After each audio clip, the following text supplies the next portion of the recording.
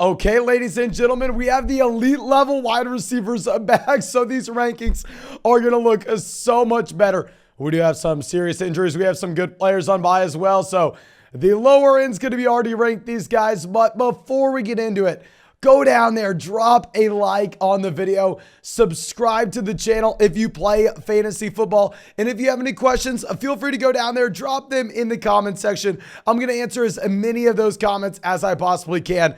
I was gonna show you the Travis Etienne higher than 77.5 yards for this video, but looks like now our favorite player prop of the week is probably not going to be available to you as you have the James Robinson injury. But if you want to check out any of these player props, find the new best player prop for this week. You can find those on Underdog Fantasy. On Underdog, when you sign up with promo code FLOCK, they will match your first deposit dollar for dollar up to $100 if you go through the link in the comment section or the link in the description of the video. Available in damn near every single state as well. Plus, we may have a very exciting special line for you coming soon if you sign up this week.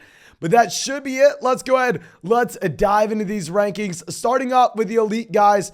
Kupp 1, Jefferson 2, Diggs 3. Stephon Diggs, technically the wide receiver 1 right now in fantasy. If you're looking at a raw points per game perspective, Diggs has been phenomenal. Toughish matchup going up against the Packers. Honestly, I don't want to talk about this. Like, is this really going to help you if we go through nitpick the top 3 guys? I mean, if you think that it really does matter, let me know down there in the comment section.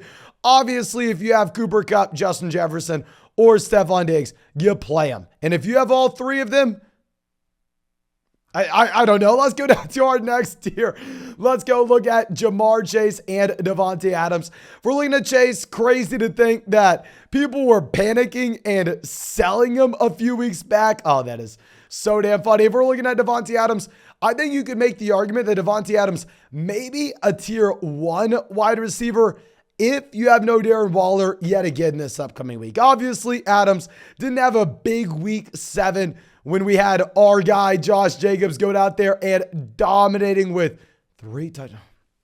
Scoring every single touchdown, which you can be very excited about. But Adams is still a top 5 wide receiver regardless. Now, dropping down to our next tier, we are going to have DeAndre Hopkins at 6. Last week, we were told that we were crazy for going through and ranking DeAndre Hopkins as the wide receiver 5 his first week back. Hell, y'all know I like DeAndre Hopkins. We had him as that buy low wide receiver every single week over the past month. With DeAndre Hopkins, he comes in his first week back. 14 targets, 10 receptions, dominance from DeAndre Hopkins. We've talked about him historically averaging 10 targets a game. You have no Hollywood Brown. When Hollywood comes back later in the season, yes, DeAndre Hopkins will move down, but for the time being, fire up DeAndre Hopkins everywhere you can. Now our next receivers, pair of teammates that struggled a bit this past week, but they're going to crush this one. Tyreek Hill and Jalen Waddle. You know Jalen Waddle, my most drafted wide receiver in fantasy. Love me some Jalen Waddle. I think what we need to see for this Detroit Lions matchup is honestly, we don't even need to care too much about the Detroit Lions defense. We know that's going to be bad regardless. What we need to look at is we need to look at the Detroit Lions offense and if they're going to be able to put points up on the board. We need Amon-Ra St. Brown. You need DeAndre Swift healthy because we want the Detroit Lions to be able to push the ball down the field. We were very excited about ranking CeeDee Lamb a week ago against these Lions, but the issue is when the Lions can't score, you're just going to be running the ball in the second half. Right now, if we're looking at the spread of this game, though, it's actually supposed to be a somewhat competitive contest. I'm actually kind of surprised by this spread where it's either 3 to 3.5, depending on the sports book that you're looking at. Regardless, you know I like these Miami receivers with Tua Tagovailoa. Last guy in this tier is going to be CeeDee Lamb. You could rank CeeDee Lamb as high as 6. I'm not going to fault you for it. That's why we do these as tier lists. If we're looking at Lamb going up against the Chicago Bears, where right now they are currently about 10.5 point favorites. That is something that I think we could be very excited about. Obviously, the issue is this a situation where the Dallas Cowboys are just able to go through and run the ball consistently in the second half? That's what happened this past week when Detroit wasn't able to put points up on the board. A little bit worried that that's what happens again, knowing the Chicago Bears and how good this Dallas Cowboys offense is. So just because I think there's the outside chance that Chicago can't make this a competitive game, we are going to have CeeDee Lamb down here at 9 behind guys like Hopkins and the Miami receivers. But now dropping down to our next tier, we're going to go A.J. Brown at 10 with A.J. Brown here going up against the Pittsburgh Steelers, who just held, Jalen Waddle and Tyreek Hill to not great performances. And very similar to CeeDee Lamb, I think you have the same issue. This is not going to be a competitive game. Right now, if we're looking at sports books, the line's anywhere from 10.5 to 11 points favoring the Philadelphia Eagles over Pittsburgh. So both teams that should be very good. Both receivers should be very good. I would just be slightly concerned that they are running the ball in the second half. But now dropping down to our next tier, a team that we know will never run the ball. The Tampa Bay Buccaneers, we are going to have Mike Evans here at 11 going up against Baltimore. Obviously, with Evans going up against Baltimore, Brady's looked bad. Like there's no other way to say it. Tom Brady has not looked good. If you're a Bucs fan, as we've been saying for about a month now, you probably should be very worried. However, if you're a fantasy football fan, which that's what I am, it honestly may not matter that Tom Brady isn't nearly as efficient as what he once was. This is a team that, because Brady's not efficient, they're racking up 50 passing attempts a game.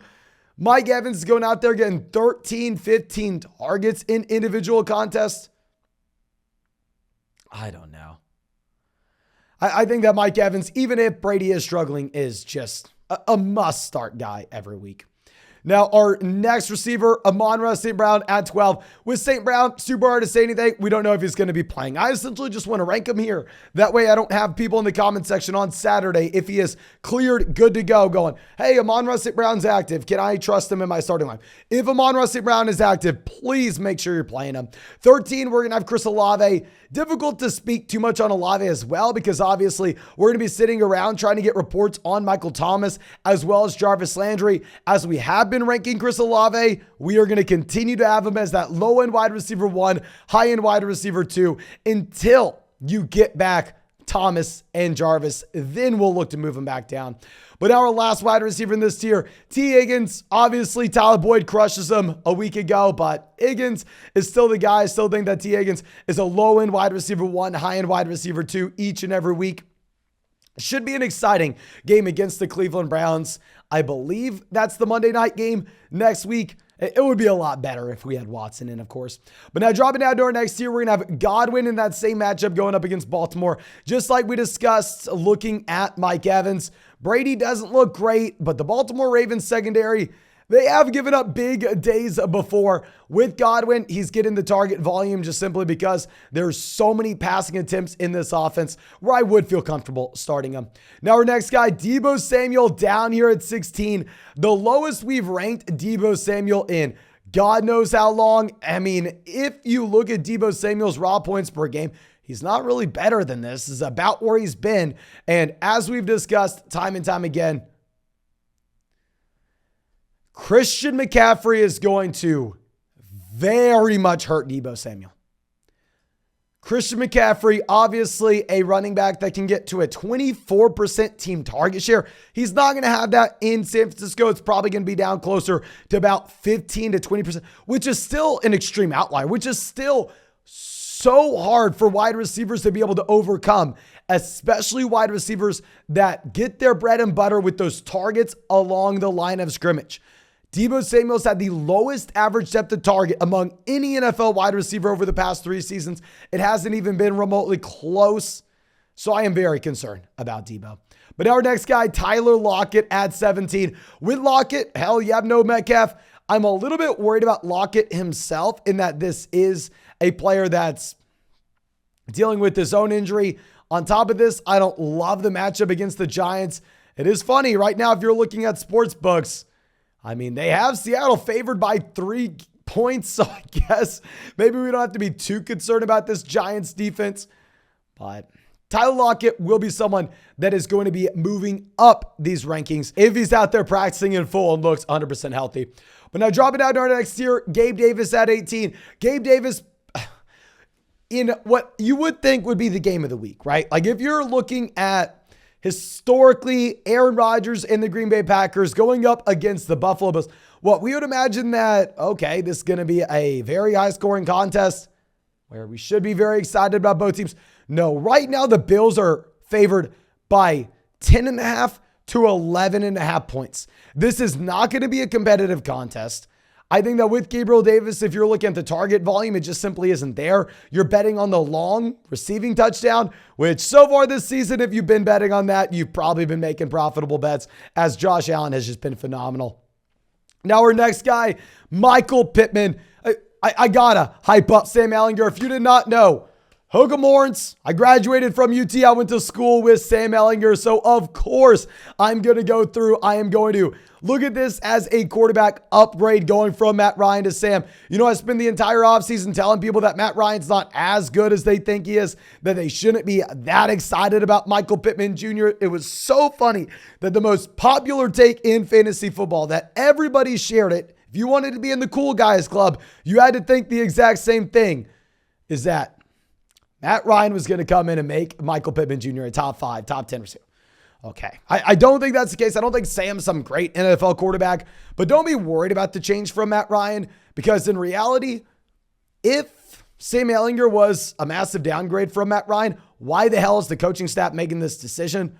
I'd imagine that the coaching staff, like I said in the offseason, they know significantly more about the quarterbacks in their room than I do, than you do. I think Sam's probably an upgrade if they are making that decision. Now going over to our next guy, we have Christian Kirk at 20. Don't like the matchup against Denver. I'm excited to see this offense with Travis Etienne just as that locked and loaded bell cow running back with no James Robinson. But Christian Kirk getting consistent targets. You just kind of have to hope that Jacksonville as an offense is a little bit better going forward.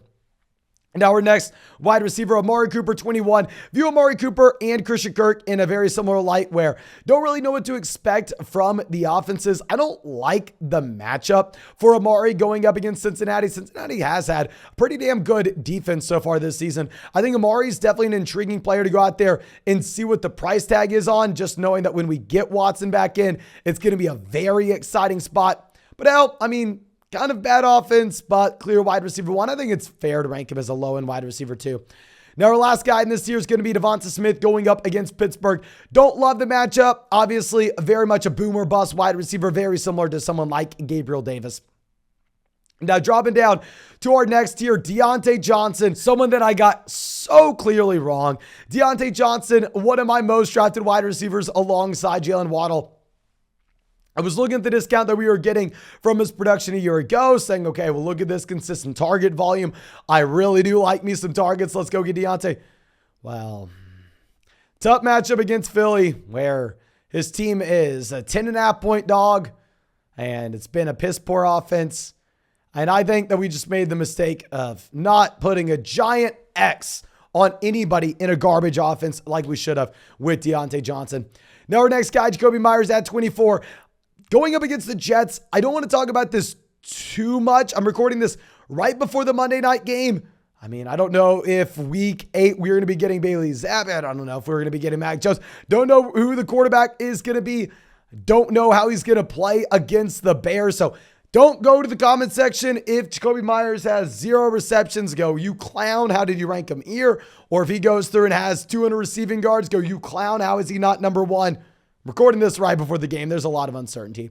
Next two guys, the Denver Broncos wide receivers. I know everybody wants to hate me for my number 1 most avoided player this year. Everybody's favorite guy, Courtland Sutton. Guys, we got this right. Don't hate me for it. I told you not to draft him when he was being drafted as a wide receiver 1, and he's a wide receiver 3 so far in this season.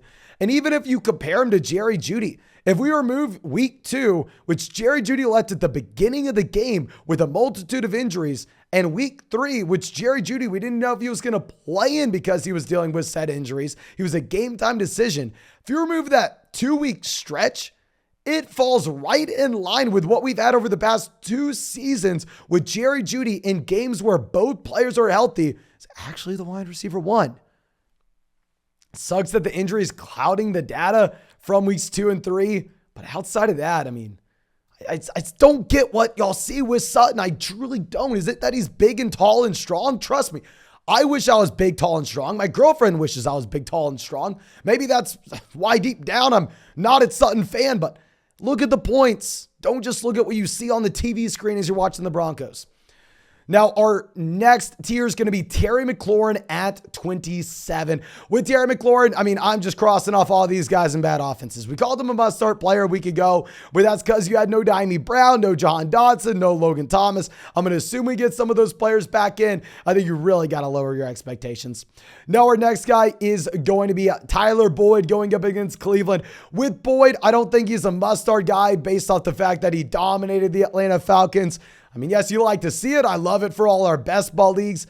But at the end of the day, it's not like that's just going to be something we can safely predict every single week going forward. Don't love the matchup against Cleveland. It kind of is what it is. But now Brandon Ayuk, our next guy here, going up against the Rams. It's an okay matchup. Ayuk, I feel like, is a little bit boom or bust. I don't think Christian McCaffrey negatively impacts Brandon Ayuk nearly as much as he does with Deebo Samuel if you just look at the average depth of target for both wide receivers and where they operate on the football field. But now our last wide receiver on this list, just kind of want to bring him up because this will be something that we have to monitor going into the week. Allen Lazard / Romeo Doubs, I have no idea. What we have to monitor is right now, Allen Lazard dealing with the shoulder injury. Christian Watson dealing with the hamstring injury. Sammy Watkins was limited this past week. Randall Cobb on the IR. There's so much up in the air right now with this Green Bay Packers wide receiver core that we're kind of going to have to sit on our hands and wait to see what the practice reports give us. Honestly, I don't think we should be that excited about anybody here, though, looking at the fact that the Packers are 10.5, 11.5 point dogs against the Bills. But I think that's all I got for you. Of course, thank you so much for being a member of the flock. Thank you so much for hanging out with us this video. If you have not done so already, go down there, drop a like, subscribe to the channel if you play fantasy football. Leave any questions you have in the comment section. And I can no longer say go take the higher than Travis Etienne 77.5 total yards, but go down there, find your favorite player prop and let me know of it in the comment section. You can find those player props on Underdog Fantasy. When you sign up for Underdog with promo code FLOCK, they will match your first deposit dollar for dollar up to $100. And you can find that link in the comment section. Find that link in the description of this video. But thank you again. I appreciate you. Hope you have a great day and hope we get to see you in the live stream tonight.